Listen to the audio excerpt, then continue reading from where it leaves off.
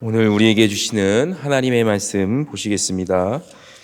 에베소서 3장 14절에서 19절까지의 말씀입니다.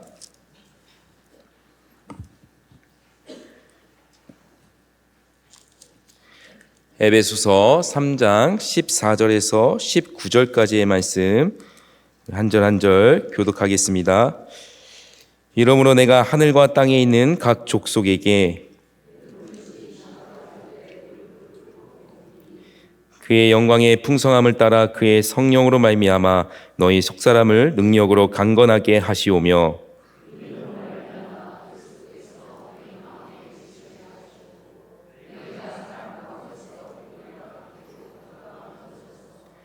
등이 모든 성도와 함께 지식에 넘치는 그리스도의 사랑을 알고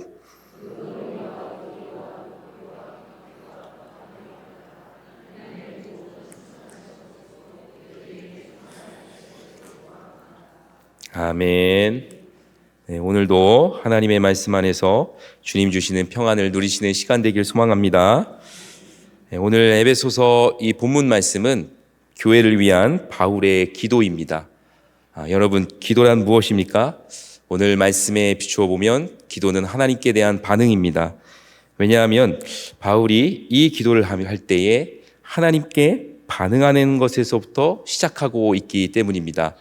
우리 오늘 14절의 말씀을 보시면 바울은 이러므로라는 말로 이 기도를 시작하고 있습니다. 어떤 특별한 이유로 인하여 자신이 하나님 앞에 기도할 수밖에 없었다라는 의미가 있습니다. 한마디로 바울이 이 기도를 하게 된 동기가 있었다라는 것이죠. 우리는 기도할 때 우리가 하는 그 기도의 동기가 무엇인지 우리는 살펴봐야 합니다.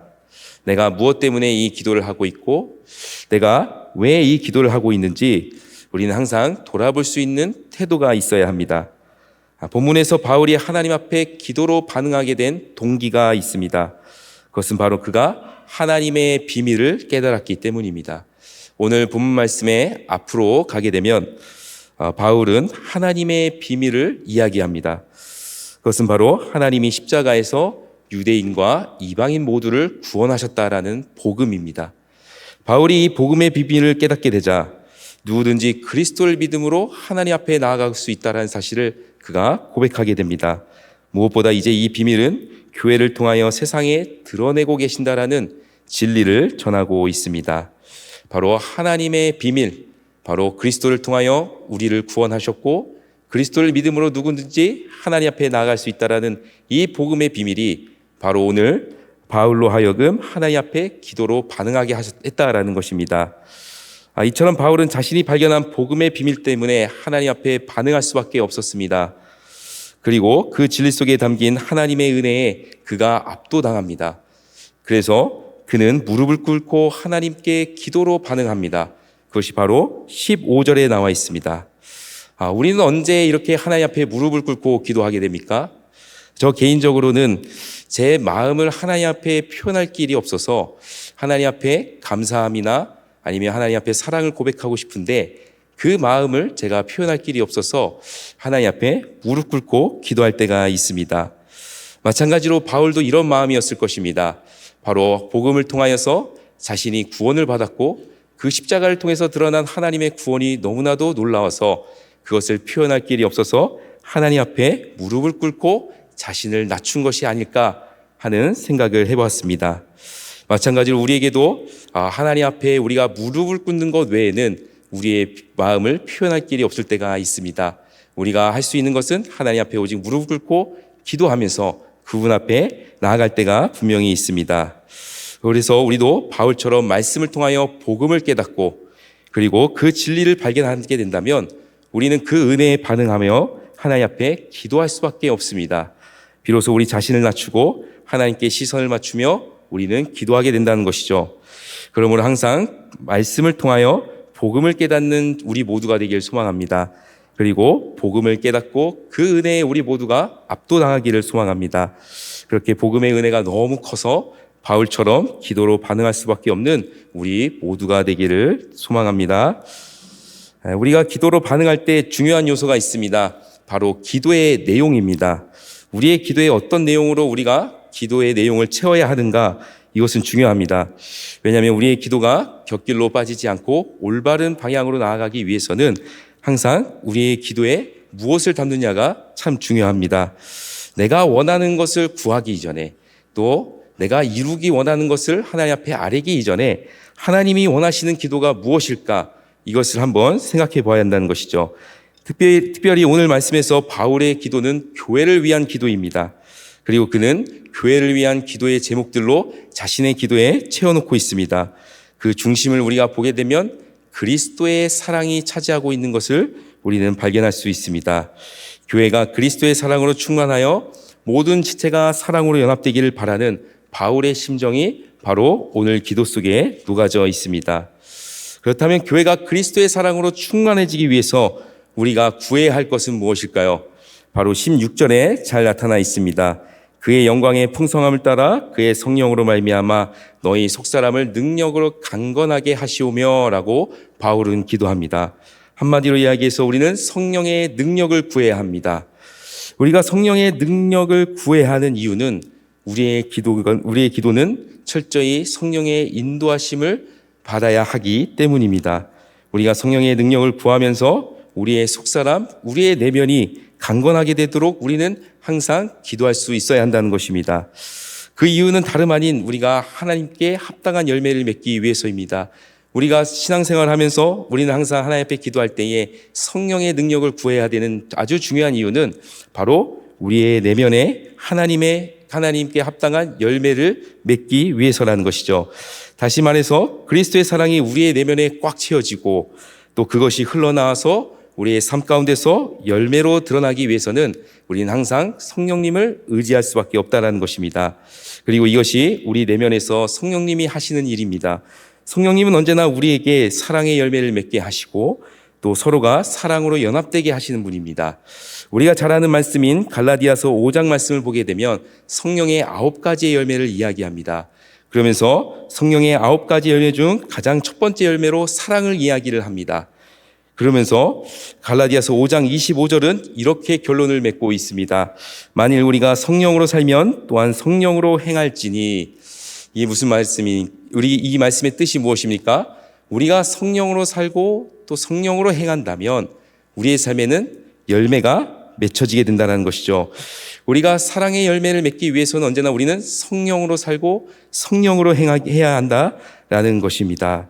그래서 성령으로 사는 사람은 성령으로 행하는데 그런 사람에게는 항상 열매가 나타난다는 뜻입니다. 그래서 우리는 이 말씀을 통해서 품어야 될 소원이 있습니다. 저와 여러분 모두가 성령으로 살고 성령으로 행하여 그리스도의 사랑이 우리의 삶 가운데 열매 맺기를 위해서 우리는 소원해야 될 줄 믿으시기를 바랍니다. 이와 같은 소원으로 우리가 성령님을 의지할 때 우리의 기도는 한 단계 더 도약할 수가 있습니다. 바로 17절 상반절에 나와 있는데 믿음으로 말미암아 그리스도께서 너희 마음에 계시게 하시옵고라고 바울은 기도합니다. 바로 예수님이 우리 안에 살아계시고 그리고 우리가 그분을 모시면서 늘 동행할 수 있도록 우리는 그렇게 기도하게 된다는 것이죠.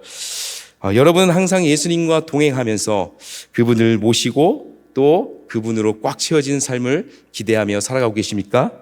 그렇다면 성령의 능력을 구하시기를 바랍니다. 우리의 내면이 완전히 그분의 사랑으로 적셔질 수 있도록 날마다 성령님께 나아가 기도하는 저와 여러분 되기를 소망합니다. 이제 성령의 능력으로 우리 내면에 그리스도의 사랑을 우리가 경험했다면 그 다음에 해야 할 중요한 기도가 있습니다. 오늘 본문의 말씀의 핵심인 바로 그리스도의 사랑입니다. 우리의 내면에 새겨진 그리스도의 사랑이 견고하게 세워질 수 있도록 우리는 기도해야 하는 것입니다. 바로 17절 하반절을 보게 되면 너희가 사랑 가운데서 뿌리가 박히고 터가 굳어지기를 원한다고 바울은 그렇게 기도하고 있습니다. 우리가 나무를 볼 때 나무가 뿌리를 내리고 영양분을 공급받아서 건강하게 자랄 수 있는 것처럼 우리의 내면도 그와 같이 그리스도의 사랑으로 더욱 견고해질 수 있어야 합니다. 우리에겐 그런 기도가 필요합니다. 우리가 더욱 성장하고 더욱 우리가 그리스도의 사랑으로 견고해질 수 있도록 기도해야 한다는 것이죠. 그 이유는 우리의 신앙은 어느 수준에 머무는 것이 아니라 날마다 자라가야 하기 때문입니다. 그리스도의 사랑이 우리의 마음에 심겨졌다면 그 사랑은 하나님이 원하시는 수준에까지 이르게 됩니다. 그렇다면 하나님이 우리에게 원하시는 수준은 무엇입니까? 바로 오늘 18절에 잘 나와 있듯이 지식에 넘치는 그리스도의 사랑을 아는 것입니다. 여기서 안다라는 것은 우리가 배워서 알고 있는 어떤 지식이 아니라 실제로 우리가 경험한 것을 이야기합니다. 그래서 지식에 넘치는 사랑을 알게 해달라는 이 기도는 우리 모두가 날마다 예수님의 사랑을 경험하게 해달라는 간구이기도 합니다. 그렇다면 우리가 그 사랑을 경험하려면 우리가 해야 할 것은 무엇입니까? 그리스도, 곧 우리는 예수님을 만나야 합니다. 주님을 만나지 않고 우리가 주님의 사랑을 안다고 말할 수 없기 때문입니다. 여러분도 잘 알고 계신 것처럼 오늘 이 기도를 드리고 있는 사도 바울은 누구보다도 지식에 넘치는 그리스도의 사랑이 무엇인지 경험한 사람입니다. 그래서 그는 그 사랑을 안다라고 말할 수 있는 사람이죠. 우리가 사도 바울이 원래 어떤 사람이었는지를 한번 생각해 보면 오늘 이 바울의 기도의 의미를 더욱 우리는 깊이 알 수가 있습니다. 우리가 잘 아는 것처럼 그는 교회를 핍박했던 사람이었습니다. 예수님을 믿는 성도들에게 위협을 가했던 사람이었고, 그렇게 예수님을 따르는 사람들을 잡아들이는 것이 자기의 종교적 의를 이루는 길이라고 고백했던 사람이었습니다. 그러나 그의 인생이 완전히 뒤바뀐 사건이 일어납니다. 무엇이죠? 바로 예수님을 믿는 성도들을 잡으려고 쫓아가던 길에 예수님을 만나게 된 사건이었습니다. 비로소 이 만남이 그에게 예수님의 사랑에 눈을 뜨게 되는 경험으로 나타나게 됩니다. 바로 구원받을 만한 아무런 조건도 없는 자신에게 찾아와 주시고 구원해 주신 그 예수님의 사랑 앞에 그가 눈을 뜨게 되었다는 것이죠. 그래서 바울의 표현을 빌리자면 그가 경험한 하나님의 사랑은 무엇이냐? 그 어떤 것도 끊을 수 없는 하나님의 사랑이라는 것이죠. 그리고 그는 그리스도 안에서 그것을 발견하게 되었습니다. 그래서 우리가 잘 아는 것처럼 로마서 8장 38절과 39절에서 바울은 하나님의 사랑을 이렇게 노래합니다. 내가 확신하노니 사망이나 생명이나 천사들이나 권세자들이나 현재일이나 장래일이나 능력이나 높음이나 깊음이나 다른 어떤 피조물이라도 우리를 우리 주 그리스도 예수 안에 있는 하나님의 사랑에서 끊을 수 없다라는 것입니다. 여러분, 우리가 그리스도 예수 안에서 경험할 수 있는 사랑도 바로 이와 같습니다. 그 어떤 것도 결코 끊을 수 없는 하나님의 사랑입니다. 우리가 아무리 죄인이라고 할지라도 하나님은 우리를 용서하시고 우리를 구원해 주시는 분입니다. 그리고 우리에게 먼저 찾아와 손을 내밀어 주시는 하나님이십니다. 이것이 바로 우리를 향한 하나님의 사랑인 줄 믿으시기를 바랍니다. 그래서 우리는 예수님을 만나서 그 놀라운 사랑을 경험한 사람들입니다. 우리는 바울처럼 구원받을 만한 아무런 조건이 없음에도 불구하고 하나님은 우리를 구원해 주셨습니다. 그래서 지금 우리는 어떻습니까? 예수님을 통하여 구원받고 날마다 그 사랑을 감격하며 누리며 살아가고 있습니다. 그 이유는 무엇이죠? 그리스도 안에 있는 끊을 수 없는 하나님의 사랑 때문입니다. 그러므로 우리 마음에 심겨진 사랑이 자라나고, 그래서 지식에 넘치는 그리스도의 사랑을 알게 해달라고 우리는 날마다 간구할 수 있어야 하는 것입니다. 이 간구는 단순히 한 번 알고 끝나는 것이 아니라 우리 안에 살아계신 그 예수님과 날마다 동행하면서 누리고 또 맛볼 수 있는 하나님의 사랑인 줄 믿으시기를 바랍니다. 마지막으로 우리가 지식에 넘치는 그리스도의 사랑을 구해야 할 중요한 이유가 있습니다. 바로 모든 성도와 함께 한 몸으로 부르심을 받았기 때문입니다. 바로 우리를 교회로 부르셨습니다. 교회는 무엇입니까? 하나님의 임재가 충만한 공동체입니다. 그래서 우리가 함께하는 모든 자리에서 우리는 주님의 임재를 경험할 수가 있습니다. 더욱이 우리가 경험한 그리스도의 사랑을 우리 자신만의 것이 아니라 모든 지체와 함께 누릴 때 오늘 말씀에서는 하나님의 충만한 임재가 있다라고 말씀합니다. 우리 19절 말씀을 보게 되면 바울은 그리스도의 사랑을 이렇게 표현합니다. 그 너비와 길이와 높이와 깊이가 어떠함을 깨닫게 해달라고 기도하고 있습니다. 그만큼 측량할 수 없는 하나님의 사랑을 그가 경험할 뿐만 아니라 모든 성도들이 그 사랑을 깨닫게 해달라고 기도하는 것이죠. 그 이유는 무엇인가 하면은 바로 우리가 그런 기도를 할 때에 하나님께서 우리에게 임재로 찾아와 주신다는 것입니다. 바울은 교회가 함께 그리스도의 사랑을 깨닫고 하나님의 모든 충만한 것으로 채워달라고 오늘 기도하고 있습니다. 하나님의 모든 충만하신 것, 그것은 바로 하나님의 임재로 채워지는 것입니다. 그렇다면 하나님의 충만한 임재는 우리는 어디서 경험할 수 있습니까? 바로 그리스도의 사랑을 모두 함께 깨닫고 발견하는 자리입니다. 그래서 바울은 오늘 우리에게 지식에 넘치는 그리스도의 사랑을 알게 해달라고 단순히 이렇게 기도하는 것이 아니라 그 앞에 능히 모든 성도와 함께 이 지식에 넘치는 그리스도의 사랑을 알게 해달라고 기도합니다. 자기가 경험했던 그 끊을 수 없는 그 사랑이 자신뿐만 아니라 바로 함께 신앙생활하고 있는 지체에게까지 그 사랑이 연결하게 해달라고 그는 기도하고 있는 것입니다. 그러므로 이제 우리는 지식에 넘치는 그리스도의 사랑을 알고 깨달을 수 있도록 날마다 기도해야 합니다. 그 사랑 안에서 하나님의 임재가 우리 가운데 충만해지고 우리 모두가 그것을 누리게 될 줄 믿으시기를 바랍니다. 그런 우리의 기도에 대한 응답으로 하나님은 우리 모두가 그리스도의 사랑으로 연결되고 그분의 임재를 더욱 풍성하게 누리게 하시는 그런 분이라는 사실을 우리 함께 기도했으면 좋겠습니다. 이제 말씀을 마치겠습니다. 기도는 우리를 구원하신 하나님의 은혜에 합당하게 반응하는 것입니다. 날마다 그 놀라운 은혜에 우리가 반응하며 살기를 원한다면 날마다 우리는 성령의 능력을 구하시기를 바랍니다. 성령님께서 우리의 내면에 사랑으로 열매를 맺어주시고 그리고 우리의 그 심겨진 그 사랑이 자라나서 우리가 더욱더 성숙해지고 그리고 견고하게 하나님이 원하시는 수준에 이르기까지 우리를 하나님께서 이끌어 주실 것입니다. 무엇보다 지식에 넘치는 그리스도의 사랑을 알게 해달라고 우리는 기도해야 합니다.